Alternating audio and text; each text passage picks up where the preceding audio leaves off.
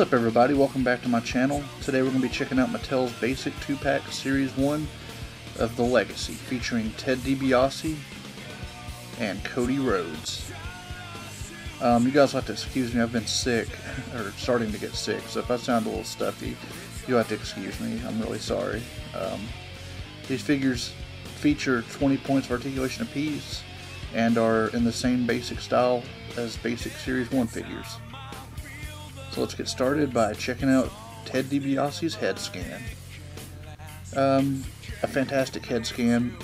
I can say he definitely spot on. Mattel, this is a great head scan for Ted DiBiase. He has a very somber look to his face, which he has normally. He doesn't really have a very animated face, I guess you could say. A lot better than the Jakks one.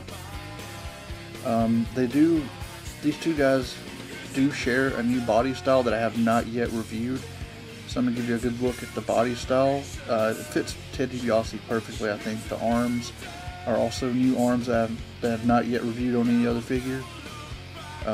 He's not too ripped. I mean, he may be a little over exaggerated, but I think the body works very, very well with this figure. You can see some different angles. Like I said, these two share the same exact body, upper body at least. So I'm not going to go into great detail about Cody Rhodes. They do have different lower bodies. While they do have similarities in the lower body, there is one major difference that you can tell, and that's in the tights. Where the tights meet the legs, you can tell Ted DiBiase's is a lot different than Cody Rhodes. They both have upper leg molds that are different, which helps the scale, which is really cool. You can see that Ted DiBiase, the tights where it meets the leg is a lot thinner than Cody Rhodes, where you can see it's a lot thicker and goes down further. So that's how you can tell that they don't have the same leg mold, at least the upper leg mold. Let's check out the back of Ted DiBiase's tights. Fantastic job on the design here. Some wonderful gold paint and silver, and there's even white outline around all of it. Even the silver part has white outlining, which is, you know, Jakks used to give us designs that were missing outlines and pieces. This is awesome. He suffers the same hard plastic knee pads, which causes his knees to be hard to bend. He also has the straight up laced boots, which a lot of the figures have, like Triple H. And Cody Rhodes also shares the same ones, but they work well with him. Overall, Ted DiBiase is a fantastic figure. Let's check out Cody Rhodes. I'm not a huge fan of this head scan. I mean, don't get me wrong, it doesn't look bad. I mean, it does kind of look like him, but I think the Jakks head scan was actually a lot better. This one is just missing something. Maybe just the paint job, I'm not sure. The Jakks one was definitely way more spot on, so I'm not too thrilled with the head scan on this. But in the same aspect, it's not awful, so I'm not gonna... I don't hate it as much as I hate like the Kofi Kingston scan, but it's not great. One thing I want to talk about is Cody Rhodes comes with an elbow pad, which is made of another kind of hard plastic. But his arm is bent in the package, so it kind of leaves the elbow pad in a bent position constantly, which makes bending the elbow a lot easier. So I'm wondering if maybe if they don't make a softer plastic, if they make like pre-bent elbow pads.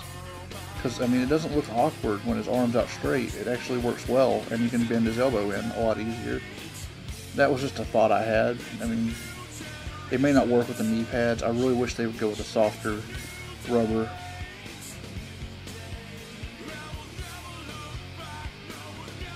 We're going to check out his tight design. Once again, wonderful gold paint on the front of it with the white outlines, the CR, the stripes. I'm not sure if the back, I don't know if Cody Rhodes had a back design on those tights. If he did, then they missed out. If he didn't, then good job. I don't pay that much attention to Cody Rhodes, honestly. He does have the same giant hard knee pads that Ted DiBiase has. They make his knees very hard to bend.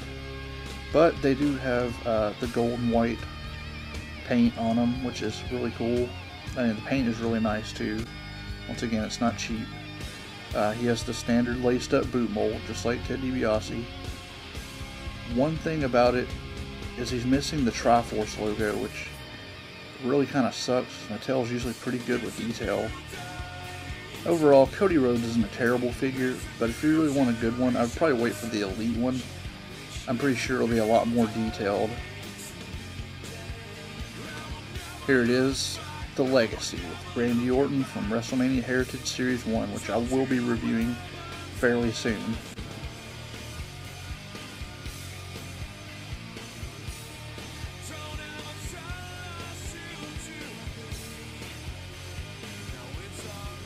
Give you a little scale comparison here. Now, while the scales may not be perfect, they're a lot better than Jack's, and I love the way that they're working the parts around to make the figures seem different sizes. So how do these two fare up? Well, let's check it out. You get basic 2-pack Series 1, the Legacy. They are about 6 inches tall. They have 20 points of articulation apiece. They're going to retail around $17.99, which is pretty cheap for 2 figures. I'm going to give them a 4 out of 5, and that's simply because I don't really care for Cody Rhodes' head scan and the lack of the Triforce not tattoos, but the lack of his design, the Triforce design on his boots. I think that was really a missed detail that they should have put on there. Other than that, it's a great set, but if you really want more up-to-date versions of them, I would wait for the Elites. Check out one last little look at them here. And tune in next time, because next time I'm going to be reviewing